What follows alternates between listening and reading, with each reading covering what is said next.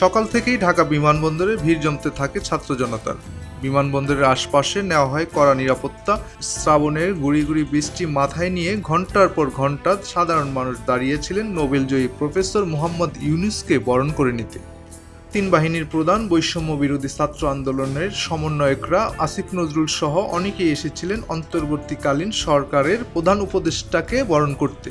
সবার অপেক্ষার পালা শেষ করে প্রফেসর ইউনূসকে দুবাই থেকে বহন করা এমিরেটস EK 582 ফ্লাইটটি শাহজালাল আন্তর্জাতিক বিমানবন্দরে অবতরণ করে। বিমানবন্দরে নামার পর নাহিদ ইসলামের নেতৃত্বে অন্য সমন্বয়করা ডক্টর ইউনূসকে ফুল দিয়ে শুভেচ্ছা জানান। পরে ডক্টর ইউনূস সংক্ষিপ্ত বক্তব্য রাখেন VIP লাউঞ্জে। বাংলাদেশ স্বাধীন হওয়ার অর্থ হলো তার নিজের পরিবর্তন, ব্যক্তির পরিবর্তন, সুযোগের পরিবর্তন, তার ছেলে মেয়ের ভবিষ্যতের পরিবর্তন।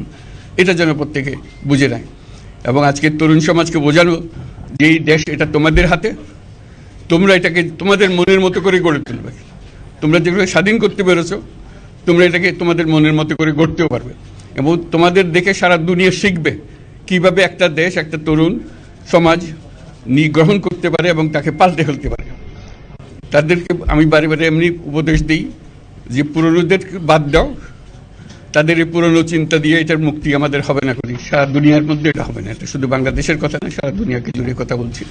তোমাদের মধ্যে যে শক্তি আছে, যে ক্রিয়েটিভিটি আছে, সৃজনশীলতা আছে, সেই সৃজনশীলতাকেও কাজে লাগাতে হবে। এটা শুধু বই খাতাটা লেখার জিনিস না, এটাকে প্রকাশ করার জিনিস, স্থাপন করার জিনিস, সেটা করা।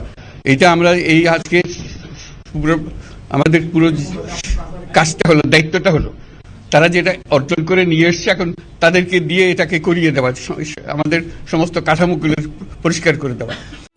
এর আগে ফ্রান্সের রাজধানী প্যারিস থেকে 7 আগস্ট দেশের উদ্দেশ্যে রওনা হন তিনি। ডক্টর ইউনূস ক্যারিয়ার শুরু করেছিলেন শিক্ষকতা পেশায়। সেখান থেকে গ্রামীণ ব্যাংক প্রতিষ্ঠা, পরে ওই ব্যাংককে সাথে নিয়ে শান্তিতে নোবেল পুরস্কার অর্জন করেছিলেন অধ্যাপক মোহাম্মদ ইউনূস। সেই থেকে বাংলাদেশ ছাড়িয়ে বিশ্বেও সুনাম কুড়িয়েছিলেন তিনি।